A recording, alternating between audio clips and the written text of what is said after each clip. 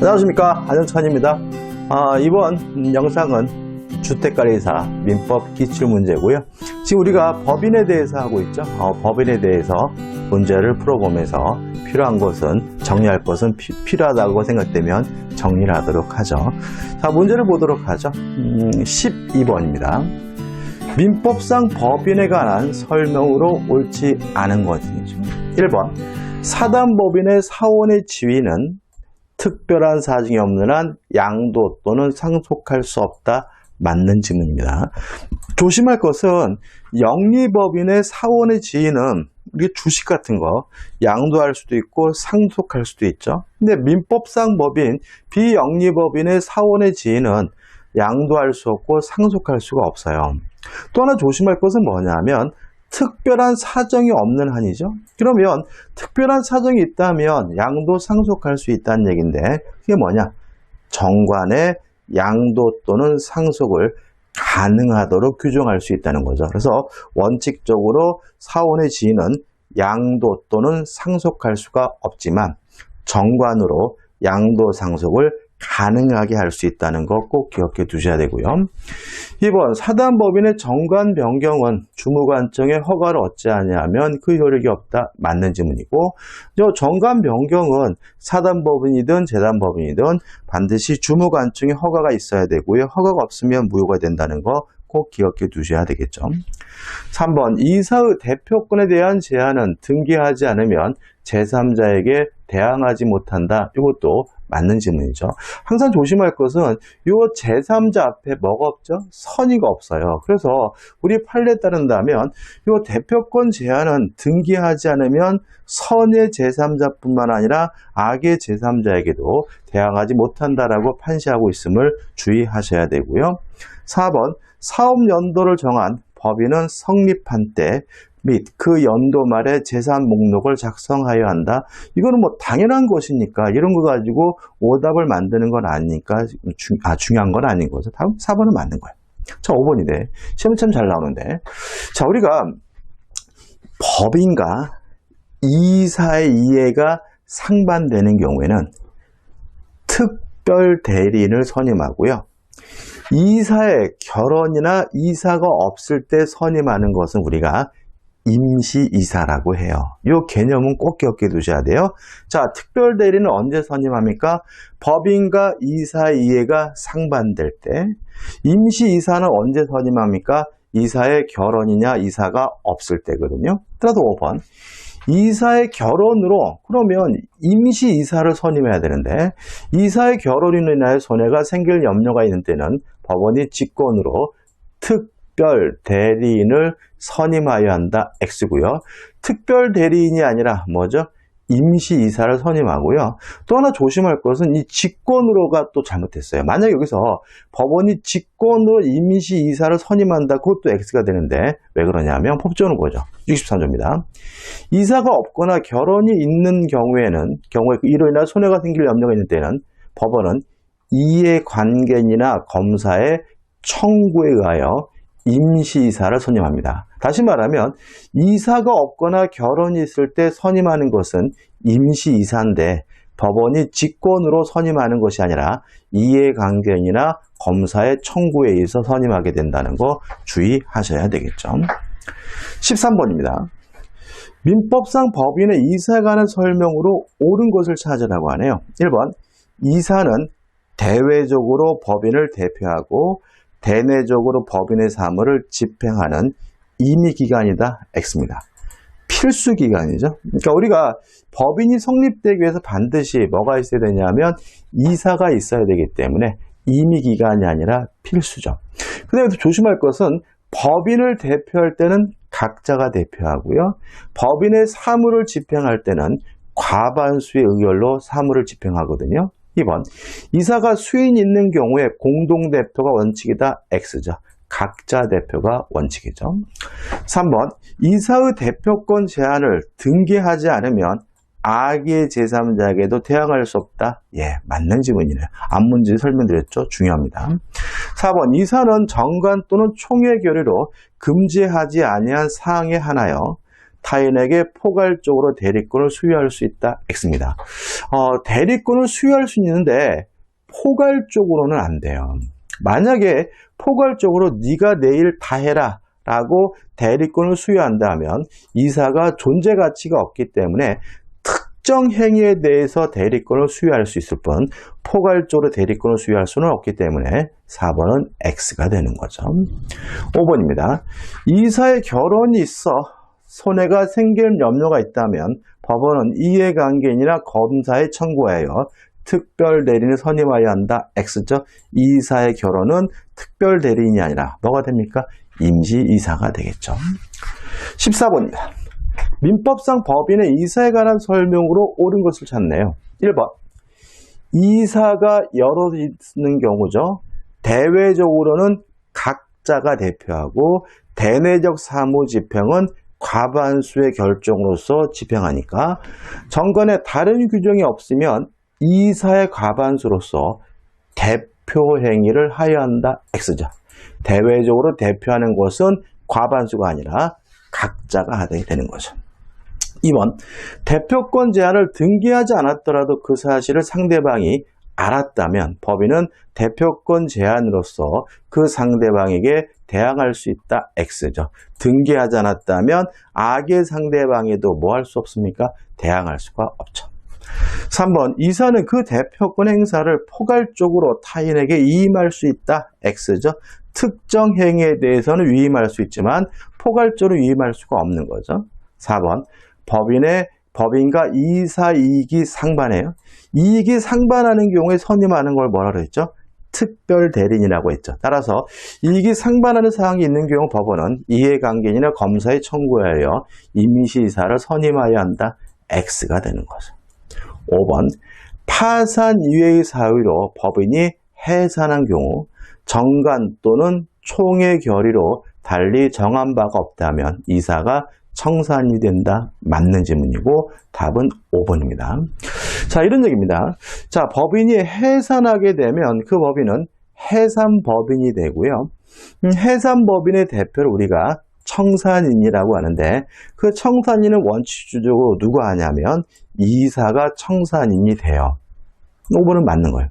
조심할 것은 해산법인이 되더라도 감사나 사원청에는 명칭도 변하지 않고 그대로 존속하게 된다는 것까지 주의하시면 됩니다. 쉽게 말하면 법인이 해산해서 청산법인이 되면 원칙적으로 사원청에도 그대로 감사도 그대로 누구만요?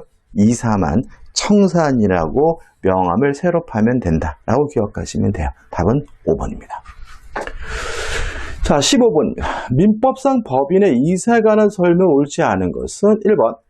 법원이 선임한 이사의 직무대행자는 특별한 사정이 없는 한 법인의 통상사무만을 집행할 수 있다. 맞죠?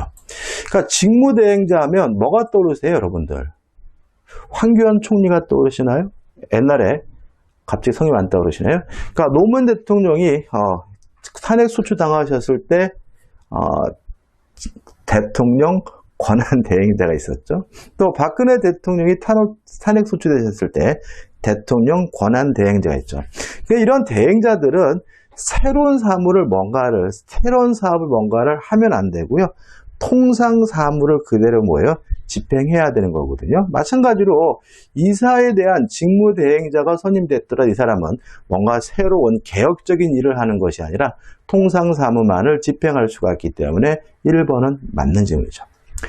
2번, 이사의 임면에 관한 사항은 정관의 필요적 기재사항이다. 맞아요. 조심할 것은 이사의 임면, 이사를 어떻게 임명하고 면책할지는 정관의 필요적 기재사항이고 이사의 성명과 주소는 등기사항이라는 거 꼭 기억해 두셔야 되고요. 3번, 특별한 사정이 없는 이사는 법인의 사무에 관하여 각자 법인을 대표한다. 계속 반복인 얘기죠. 대외적으로 대표하는 것은 각자가 대표하죠. 4번, 법인과 이사 이익이 상반해요. 특별대리인 선임하죠. 따라서 임시이사를 선임하여야 한다. X고 답은 4번이 됩니다. 5번, 이사의 대표권 제한에 정관에 기재되었더라도 그에 대한 등기를 마치지 않으면 법인은 그 정관 규정을 알고 있는 제3자, 악의 제3자에게도 대항할 수 없다. 맞는 질문이죠. 여기까지 여러분들 문제, 몇 문제 보시면서 뭘 느끼시나요? 그러니까 우리가 법인의 이사 관련된, 법인의 기관에 관련된 문제들은 비슷한 문제들이 계속해서 뭐하고 있어요? 출제되고 있다는 거죠. 그래서 올해 시험에도 결국은 여기서 지문이 나올 수밖에 없어요. 왜요? 양이 많지 않아요. 양이 많지 않은데 문제는 내야 되기 때문에 비슷비슷한 유형의 지문들을 선택할 수밖에 없는 거죠. 16번이요. 민법상 법인의 대표기관에 관한 설명으로 옳지 않은 거죠. 1번, 법인의 대표기관으로 이사를 두어야 하며, 맞죠? 필수기관입니다. 둘 수 있다가 아니라 둬야 하고요. 이사가 수인이면 특별한 사정이 없는 한 법인의 사무에 관하여 각자 법인을 대표한다. 대표할 때는 뭐죠? 각자가 하죠. 정확히 뭐죠? 맞네. 2번, 법인의 정관에 규정된 대표권 제한을 등기하지 않았더라도 이를 악의 제3자에게 대항할 수 있다. X죠. 이제는 쉽죠. 대표권 제한을 등기를 하지 않고 있다면 선의 제3자뿐만 아니라 악의 제3자에게 대항할 수 없다는 것이 판례 입장이니까 이 문제의 답은 2번이 되는 거죠. 3번, 길지만 다 읽어볼게요. 이사가 없거나 결혼이 있어요. 그럼 뭘 선임합니까? 임시이사를 선임해야 된다. 맞는 질문이고, 법인과 이사이익이 상반해요. 그럼 뭘 선임합니까?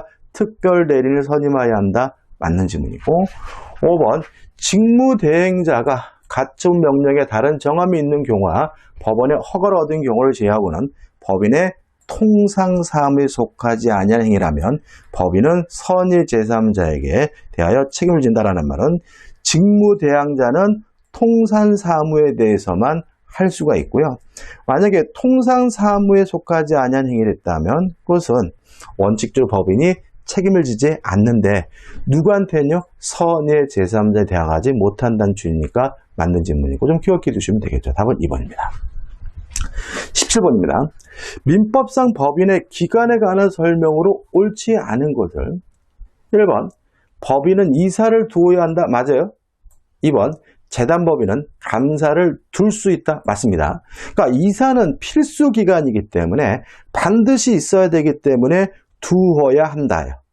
감사는 있을 수도 있고 없을 수도 있기 때문에 둘 수 있다. 맞는 거고요. 특히 감사는 왠지 필수기관인 것처럼 착각을 일으키기 때문에 조심하셔야 되겠죠.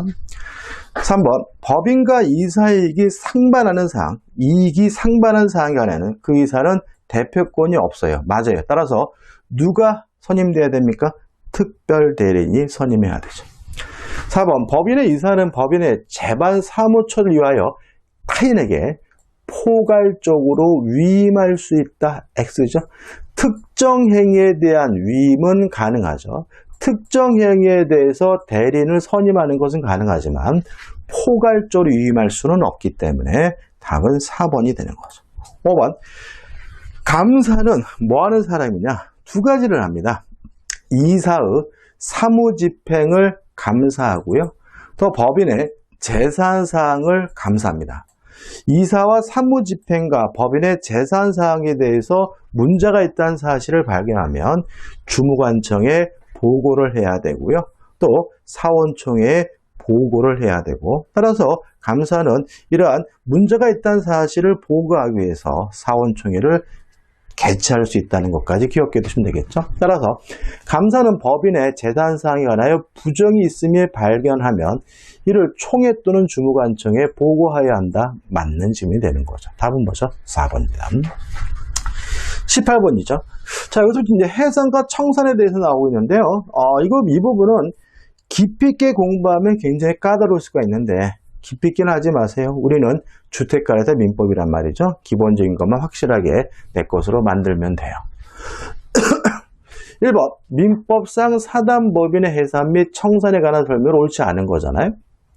1번에서 사원총회 계류로 해산할 수 있다 그러면 당연히 맞다라고 생각하지 마시고 문제를 한번 다시 보세요. 사단법인인지 재단법인인지.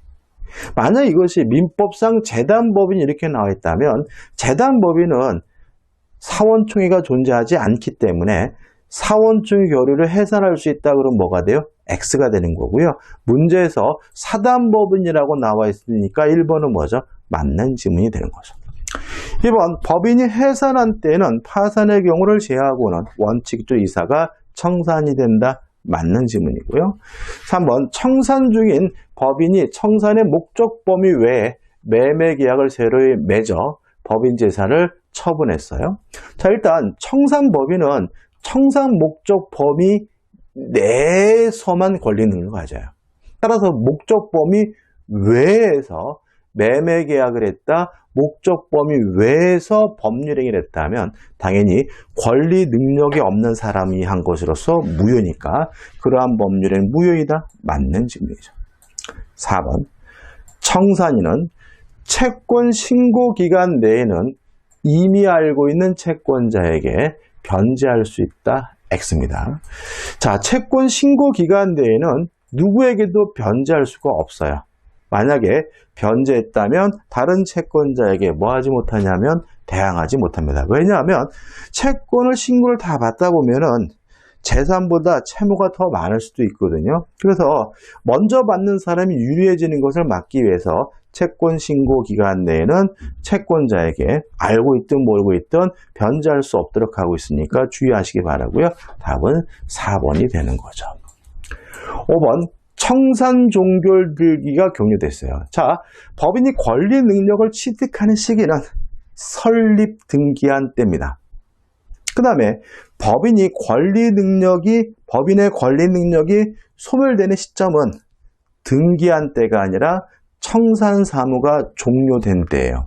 따라서 청산 종결 등기가 됐더라도 청산 사무가 종료되지 않았다면 법인의 권리 능력은 뭐 되지 않냐면 소멸되지 않아요. 다시 말하면 법인이 권리 능력을 취득하는 때는 설립 등기한 때이지만 법인의 권리 능력이 소멸되는 때는 청산 종결 등기한 때가 아니라 실질적으로 청산 사무를 모두 마쳤을 때임을 주의하셔야 되고요.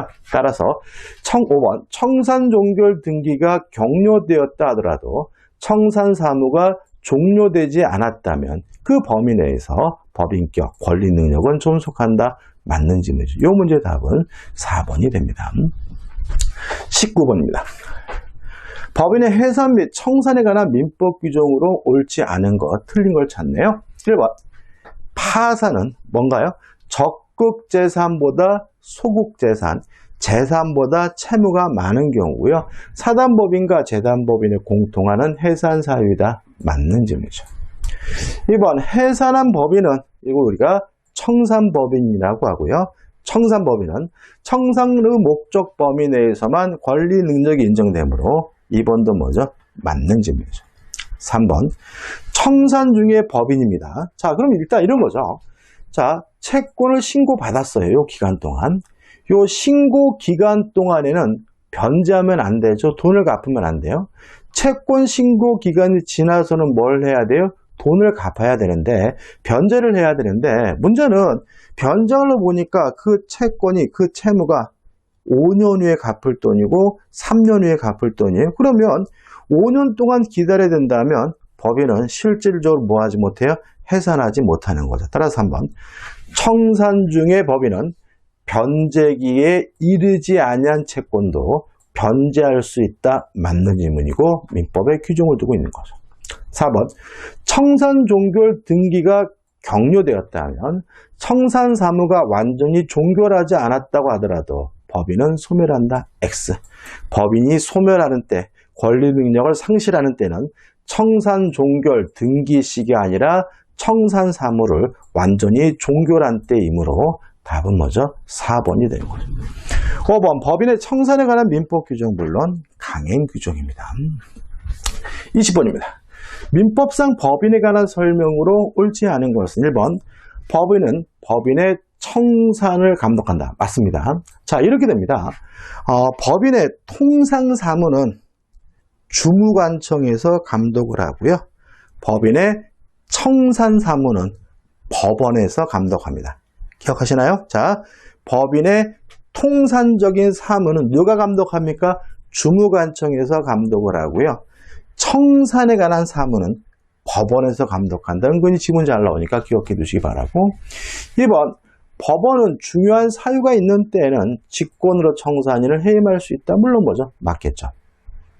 3번, 정관에 다른 규정이 없는 한 사원은 서면으로 결의권을 행사할 수 없다. X입니다. 답은 3번이에요. 너무나 당연한 건데 밑에 법준 나왔는데 73조입니다. 사원은 서면이나 대리인으로도 결의권을 행사할 수 있다라고 명문으로 규정을 두고 있어요. 그래서 꼭 참석해서 의결권을 행사해야 되는 것이 아니라 서면으로 할 수도 있고요. 아니면 위임장을 정해주고 대리인을 통해서도 할 수가 있기 때문에 3번은 뭐죠? X가 되는. 아마 드라마 같은 거 보시면 김 이사의 직원은 저에게 위임장이 왔습니다. 이러면 그건 무슨 말이죠? 대리를 통해서 의결권을 행사하게 되는 거죠. 답은 3번입니다. 4번, 법인이 공익을 해하는 행위를 할 때, 최근에 문제됐던 것은 뭐가 있냐면은, 유치원 연합회죠. 그러니까 유치원 연합회도 비영리 민법상 법인이기 때문에, 민법의 규정을 받고요. 그때, 교육청에서 해산, 설립을 취소하겠다. 이런 경고를 하는 일이 있었거든요. 또 최근에 문제가 됐던 것은 뭐죠? 신천지인가요? 그 신천지라는 교회가 별도의 법인을 만들었더라고요. 근데 그 법인도 결국은 비영리 법인이니까 민법상 법인이고요. 이 코로나 사태가 끝나면 그 신천지 법인에 대해서 설립 허가를 취소하겠다. 이런 내용이 언론에 보도된 적이 있죠. 아마 그때 주무관청이 서울시였던 것 같아요. 그 신천지는. 따라서 법인이 공익을 해하는 행위를 한 때 주무관청은 설립 허가를 취소할 수 있다. 맞는 질문이 되겠죠. 5번, 이사의 결혼입니다. 자, 없어요? 빠졌어요? 그럼 뭐가 떠오릅니까? 임시이사가 떠올라야 되겠죠? 이사의 결혼으로 인하여 손해가 생길 염려가 있는 때 법원은 이해감견이나 검사의 청구에 의하여 임시이사를 선임해야 한다. 맞는 질문. 답은 뭐죠? 3번이 됩니다. 21번입니다. 민법상 비영리법인에 관한 설명으로 옳은 것을 찾네요. 1번, 법인의 설립은 법인의 허가를 요한다. X입니다. 그러니까 이런 것들이 있잖아요, 여러분들. 말장난이죠. 허가는 누가 하는 거죠? 주무관청에서 하는 거죠. 그죠? 그러니까 우리가 설립 등기는 법원에서 하는 거예요. 등기소가 법원 소속입니다. 법원에서 가는 거하고 허가는 어디서요? 주무관청에서 받아야 되겠죠. 1번은 X네. 2번, 법인은 주무관청의 설립 허가를 받음으로써 당연히 성립한다. X죠. 자, 법인이 성립하는 때, 법인이 권리 능력을 취득하는 때는 설립 등기 시죠. 따라서 설립 허가가 아니라 설립 등기란 때 성립하기 때문에 2번도 X가 되네. 3번, 법인의 해산 및 청산 사무. 자, 통상 사무는 주무관청이, 해산 및 청산 사무는 법원이 검사 감독하니까 3번도 X가 되고요. 4번, 사단법인의 사원의 지위는 특별한 사정이 없는 한 양도 또는 상속할 수 없다. 맞네. 이게 우리가 앞에서 봤죠. 1번이 답입니다. 5번, 사단법인의 정관은 특별한 사정이 없는 한 총사원의 4분의 3 이상의 동의가 있는 때 하나요. 이를 변경할 수 있다. X입니다. 3분의 2입니다. 3분의 2. 저도 잠깐 헷갈렸네요. 3분의 2. 다시 말하면 이 법인에 대해서는 4분의 3이라는 게 없어요. 정관에 대한 변경은 3분의 2다. 기억해 두시면 되겠죠. 답은 4번입니다. 22번입니다. 법인 아닌 사단에 관한 설명으로 옳지 않은 것은 1번. 자, 법인 아닌 사단이 뭔지부터 말씀드릴게요. 자, 이런 거죠. 공동의 목적만 있을 뿐 아무런 조직도 체계도 없는 사람의 모임을 조합이라고 하고, 조합의 가장 대표적인 것은 동업자고요. 또 교회나 종중과 같이 조직과 체계가 완비되어 있지만 설립 등기를 안 하고 있는 사람의 모임을 우리가 법인 아닌 사단이라고 해요. 따라서 단순한 공동의 목적만 있는 것은 뭐죠? 조합이고 법인으로서 실체는 갖췄지만 설립 등기를 안 하고 있는 사람의 모임이 법인 아닌 사단이기 때문에 1번. 법인 아닌 사단과 민법상 조합은 일반적으로 그 단체성의 강약을 기준으로 하여 구별된다. 맞는 질문이죠. 그래서 우리가 조심할 것은 신천지라는 교단 자체는 법인 아닌 사단입니다. 법인 아닌 사단. 그러니까 저는 개인적으로 따라서 그 법인 아닌 사단인데 그 신천지가 다른 법인을 새로 설립했더라고요. 그러니까 그 설립한 법인하고 신천지라는 교단하고 다르고요. 교단은 일반적으로 설립 등기를 안 하기 때문에 법인 아닌 사단인 거죠. 자, 그 다음에 2번인데. 자, 법인 아닌 사단은 결국은 등기를 안 하고 있는 게 법인 아닌 사단이잖아요. 그러면 민법의 법인에 관한 민법 규정은 법인 아닌 사단에 그대로 유추 적용돼요. 뭐만 빼고요? 등기에 관한 규정만 빼고. 그럼 이게 기억하면 되죠. 등기에 관한 규정을 제외한 나머지 법인에 관한 민법 규정은 어디에도 적용됩니까? 법인 아닌 사단에도 유추 적용이 된다. 왜냐하면 법인 아닌 사단은 등기를 하지 않고 있기 때문에 등기에 관한 규정은 법인 아닌 사단에 유추 적용될 수는 없는 거죠. 따라서 1번, 2번. 법인의 대표권 제한에 등기에 관한 규정은 거래 안전을 위해 법인 아닌 사단에도 유추 적용된다. X가 되는 거죠. 답은 뭐죠? 2번입니다. 그 다음 법인 아닌 사단은 권리 능력은 없어요. 법인이 아니기 때문에요. 다만 당사자 능력은 인정이 돼요. 따라서 소송의 당사자가 될 수 있고요. 등기의 당사자가 될 수가 있기 때문에 3번. 법인 아닌 사단도 대표자가 있으면 소송의 당사자로 될 수 있다. 맞는 지문이고요. 4번 우리가 소유권 할 때 자세히 보겠지만 법인 아닌 사단의 소유 형태는 총유로 보거든요. 따라서 4번. 법인 아닌 사단의 사원이 집합체로 물건을 소유할 때는 총유로 한다. 맞는 질문이 자주 사인 것은 물권법 할 때 봐야 되고요. 5번 제가 법인 아닌 사단의 대표적인 것을 교회와 종중을 말씀드렸는데 우리 주택거래다 시험에서 중요한 법인 아닌 사단이 뭐냐면 입주자 대표회예요. 왜요? 입주자 대표회의는 설립 등기는 안 하니까. 또 뭐가 있냐면 구분 소유자의 모임인 관리단 이런 것들도 법인 아닌 사단. 또 재건축 조합도 법인 아닌 사단으로 이해해야 됩니다. 따라서 5번 공동주택의 입주자 대표회의는 특별한 사정이 없는 한 법인 아닌 사단으로서 실체를 가진다. 맞는 질문이 되는 거. 답은 뭐죠? 2번이 됩니다. 23번입니다. 법인 아닌 사단에 관한 설명을 옳지 않은 것은 1번 등기의 당사자가 될 수가 있죠. 따라서 1번 법인 아닌 사단 명의로 부동산을 등기할 수 있다. 맞는 질문이고요. 2번 공동주택의 입주자 대표회의는 대표적인 법인 아닌 사단이고요. 4번부터 볼게요. 소집 절차에 하자가 있어 그 효력을 인정할 수 없는 종중총회 결의라도 후에 적법하게 소집된 종중총회제를 추인하면 처음부터 유효로 된다. 맞는 질문입니다. 5번부터 볼게요. 5번 법인 아닌 사단의 재성 기상기술 관계는 그 구성원의 총유이므로 그 구성원은 사단 내부 규약 등에 정해진 바에 따라 총유물을 사용 수익할 수 있다. 맞는 질문이에요. 답은 3번인데 좀 설명을 좀 드려야 될 것 같아요.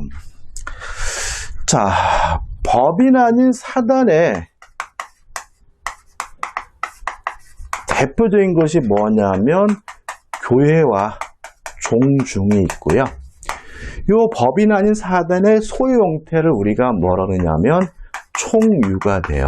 총유라는 것은 법인 아닌 사단의 소유 형태가 총유다. 이렇게 기억하시면 되는데 총유에 관한 기억할 것은 뭐냐면 총유 목적물에 관한 모든 사항은 다 사원총회의 결의가 필요합니다. 따라서 보존행위든 관리행위든 처분 변경행위든 반드시 무엇을 통해서 해요? 사원총회 결의를 통해 특히 보존행위를 독자적으로 하는 것이 아니라 사원총회 결의를 통해서 해야 된다는 거 꼭 기억해 두셔야 되고요. 그 다음에 총회 가장 중요한 특징은 지분이 없다는 점에 지분이. 따라서 교회를 다니게 되면 당연히 권리가 있는 거고요. 교회를 관두면서 그동안 낸 헌금을 가지고 교회 재산을 나눠달라고 뭐 할 수는 없어요? 요구할 수는 없어요. 그렇기 때문에 지분이 없기 때문에 우리 판례는 교회의 분열을 인정하지 않습니다. 다시 말하면 교회 재산을 뭐 할 수 없어요? 나눠 가질 수가 없어요. 따라서 교회 신도들이 탈퇴하면 개인적으로 탈퇴하든 집단적으로 탈퇴하든 원칙적으로 남아있는 교인들의 총유인 것이고요. 탈퇴한 교인들에게 그 재산에 대한 지분권이 인정되지는 않습니다. 자, 총유의 가장 중요한 특징은 뭐가 없습니까? 지분이 없다. 따라서 교회 신도들이 교회 재산을 뭐 할 수 없어요? 나눠 가질 수가 없기 때문에 우리의 판례에 따른다면 교회가 재산이 분열되는 것, 나눠지는 것은 인정하지 않고 있다는 거 꼭 기억해 두시기 바랍니다. 3번 질문이죠. 법인 아닌 사단인 교회가 두 개로 분열되고 분열되기 전 교회 재산이 분열된 각 교회 구성원들에게 각각 총유주로 귀속되는 형태의 교회의 분열은 허용된다. X.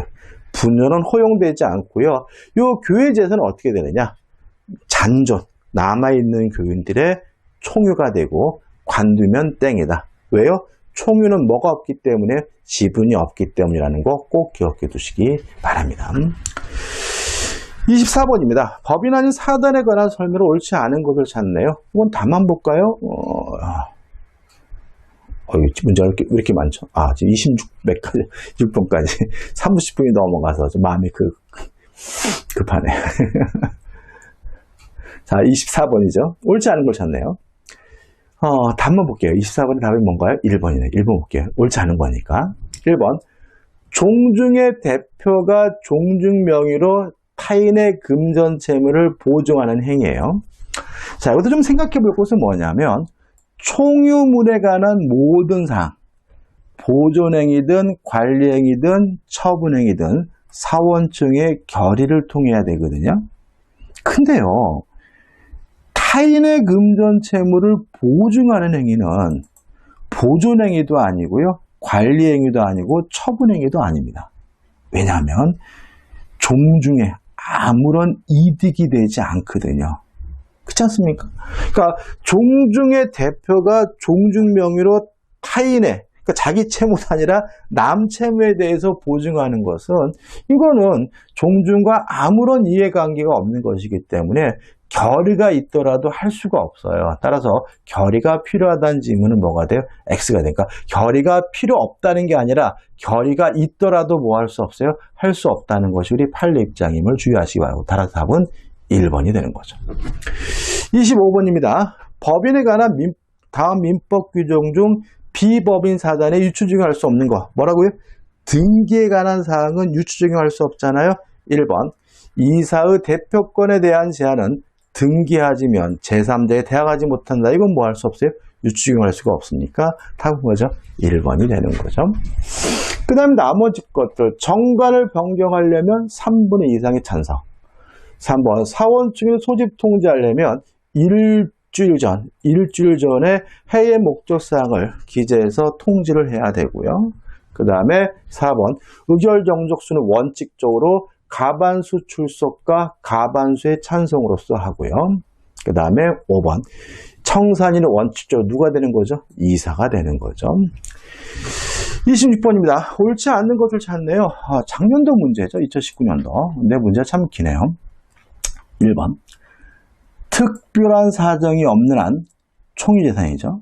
자, 총유재산에 대해서는 보존행위도 사원총회의 결의를 통해서 해야 되니까 보존을 위한 소를 단독으로 제기할 수 없다. 5점. 다시 말하면 보존행위도 사원총회의 결의가 필요합니다. 2번. 법인 아닌 사단의 채무에 대하여 특별한 사정이 없는 한 구성원의 각자가 그 지분 비율에 따라 개인 재산으로 책임지지는 않겠죠.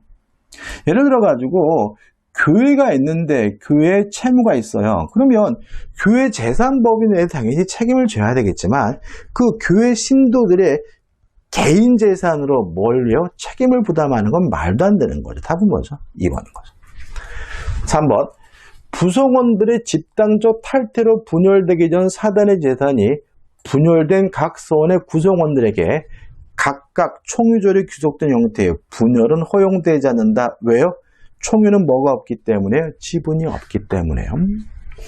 4번. 법인인 사단이 그 소유 토지의 매매를 중개한 중개업자에게 중개수수료를 지급하게 된 약정은 물론 당연히 관리 처분에 해당하지 않는다. 처분행위 아니겠죠. 그죠? 맞는 질문이죠. 5번.